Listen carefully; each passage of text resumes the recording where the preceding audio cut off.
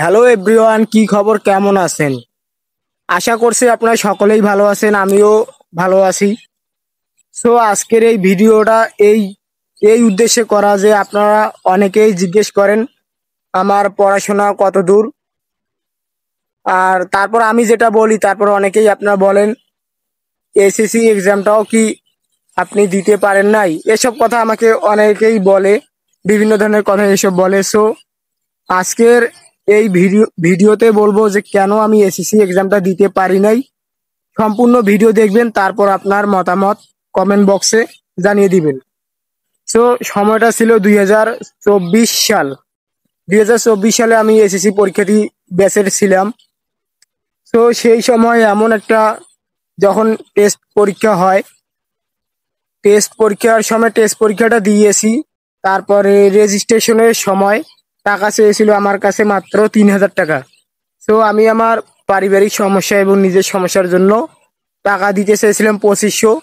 তবু তবু আমাদের স্কুলের প্রিন্সিপাল স্যার মানতে চেয়েছিল, কিন্তু দুঃখের বিষয় একটা, যে ওই সময় আমি এমন একটা সিচুয়েশনে ছিলাম বা এমন একটা পরিস্থিতির মুখোমুখি আমাকে হতে হয়েছিল যে ওই সময় আমাকে সপ্তাহে টাকা দিতে লাগতো প্রায় 3,500 টাকার মতো আমার বাসায়। 3,500 টাকার মতো টাকা আমার বাসায় আমাকে দিতে লাগতো সপ্তাহে। তো ওই সময়টাতে যদি আমি পরীক্ষাটা দেই বা পরীক্ষার যদি প্রিপারেশন নেই, তাহলে কিন্তু আমার পরিবার শেষ হয়ে যাবে, আমার বাবার যা কিছু আছে সবকিছুই শেষ হয়ে যাবে। তো শেষবার এর মতো চিন্তা ভাবনা করে দেখলাম যে যারা আমাকে ছোট থেকে বড় করলো, আমি যদি এখন তাদের পাশে না দাঁড়াই, তাদের বিপদে যদি না থাকি, তাহলে এটা কেমন দেখায় না।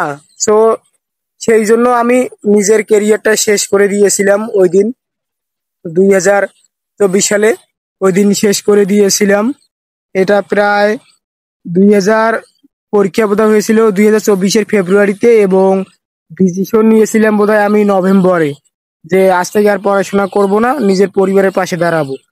তো এই কারণে কিন্তু আমি এক্সামটা দিতে পারি নাই। এবং যদি সেই সময় আমার ওরকম একটা সিচুয়েশন না হতো যে আমাকে সপ্তাহে 3,500 টাকার মতো দেওয়া লাগতো বাড়িতে, সেটা যদি না হতো, তাহলে হয়তো আমিও পরীক্ষা দিতে পারতাম এবং পরীক্ষা দিতে পারতাম। কিন্তু আমারও চেষ্টা আমিও অনেক করেছি পরীক্ষাটা দেওয়ার, কিন্তু নিয়তি আমাকে সেখান পর্যন্ত নিয়ে যায় নাই।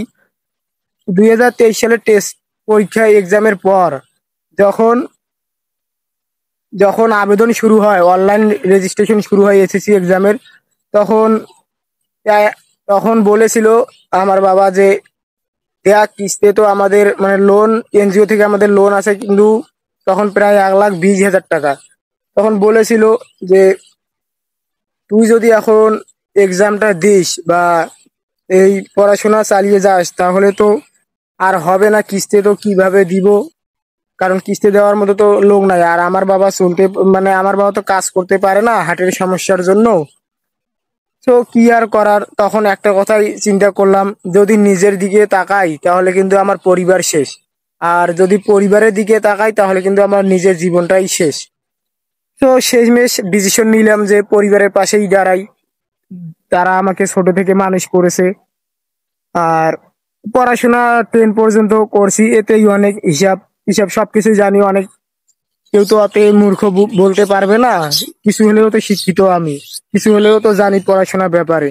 তো সেই কারণে সেখানেই পড়াশোনা বিসর্জন দিলাম। তারপর থেকে আর এসএসসি এক্সাম দিতে পারি নাই, এবং ভবিষ্যতেও আর চাই না সেই এক্সামটা দিতে, কারণ যে জিনিস একবার মন থেকে চলে যায় সে জিনিস আর ফিরিয়ে আনতে চাই না। সো এটাই ছিল কারণ কেন আমি এসএসসি এক্সামটা দিতে পারি নাই। তো ভিডিওটা দেখার পর আপনার মন্তব্য আপনি কমেন্ট বক্স করুন। ধন্যবাদ সকলকে, সবাই ভালো থাকবেন। হরে কৃষ্ণ।